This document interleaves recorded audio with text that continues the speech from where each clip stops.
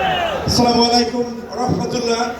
ইতিমধ্যে অনেক জাতীয় নেতৃবৃন্দ বক্তব্য রেখেছেন, আরো অনেকে রাখবেন। সময় খুবই সংক্ষিপ্ত, খুব বিস্তারিত আলাপ করার সুযোগ নাই।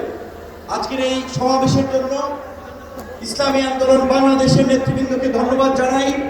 আমি গাড়ি থেকে আসার পথে দেখেছি মৎস্য ভবন, শাহবাগ, হাইকোর্ট মোড় সমস্ত জায়গায় লোকে লোকারণ্য, এই মাঠের বাইরেও।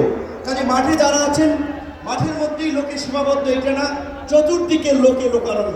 এরকম একটি সফল মহাসমাবেশ আয়োজনের জন্য ইসলামী আন্দোলন বাংলাদেশের সারা দেশের নেতৃবৃন্দকে গণ অধিকার পরিষদের পক্ষ থেকে অভিনন্দন এবং শুভেচ্ছা জানাই। অভিনন্দন এবং শুভেচ্ছা জানাই ইসলামী আন্দোলনের পীর সাহেবকে এবং তার সাথে অন্যান্য সিনিয়র নেতৃবৃন্দকে, যারা আজকের ইসলামী আন্দোলনের এই সমাবেশে বাংলাদেশের প্রায় সকল মত পথের রাজনৈতিক দলের নেতৃবৃন্দকে এই মঞ্চে একত্রিত করেছেন।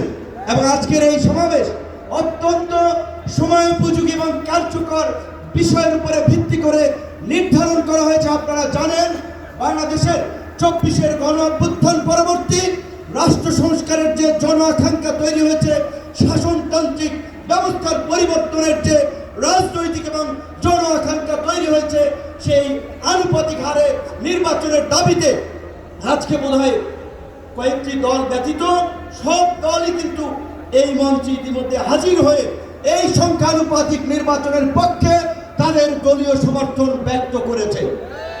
আমরা পরিষ্কারভাবেই সংস্কার কমিশনকে বলতে চাই, সমাবেশ শুধু একটা দলের দেখেছেন, সবেমাত্র শুরু হয়েছে। ইসলামী আন্দোলন আজকে করেছে, 19 তারিখ জামাত করবে, তারপরে গণ অধিকার পরিষদ করবে। রাষ্ট্র সংস্কার এবং জন আকাঙ্ক্ষার বাস্তবায়নে সমস্ত রাজনৈতিক দলগুলো জনসমাবেশের মাধ্যমে এই সরকারকে তাদের সমর্থন দেখিয়ে দেবে। তাই আমরা বলতে চাই, কোন দু একটি দলের উপরে ভিত্তি করে, দু একটি দলের কথায় সংস্কারের নকশায় পরিবর্তন আনা যাবে না। আমি সংস্কার কমিশনে বলেছিলাম, দেশ স্বাধীনের পরে ডক্টর কামাল হোসেনরা বলেছিল, আমাদের নেতা শেখ মুজিব, আমরা তো তাকে দেখে সংবিধান নির্মাণ করেছিলাম, রচনা করেছিলাম, তাকে এম্পাওয়ার করার জন্য। আজকে সংস্কার কমিশনকে বারবার আমরা বলতে চাই, দু একটি দলকে প্রাধান্য দিয়ে বেশিরভাগ জনগণের আকাঙ্ক্ষার বিপরীতে গিয়ে কোন সিদ্ধান্ত বাস্তবায়নের দুঃসাহস দেখাবেন না। আনুপাতিক হারে নির্বাচন হলে সমস্যাটা কি? কোনো সমস্যা নাই। প্রধানমন্ত্রীর মেয়াদ 10 বছরের বেশি না থাকলে সমস্যা কি? আমরা অত্যন্ত যৌক্তিকভাবে এই কথাগুলো দফায় দফায় আলোচনায় তুলে ধরছি, কিন্তু এটা পরিষ্কার, সংবিধান এই সংস্কার জাতীয় ঐক্যমত্য কমিশন কেন জানি দু একটি দলের প্রতি পক্ষপাতমূলক আচরণ করছে।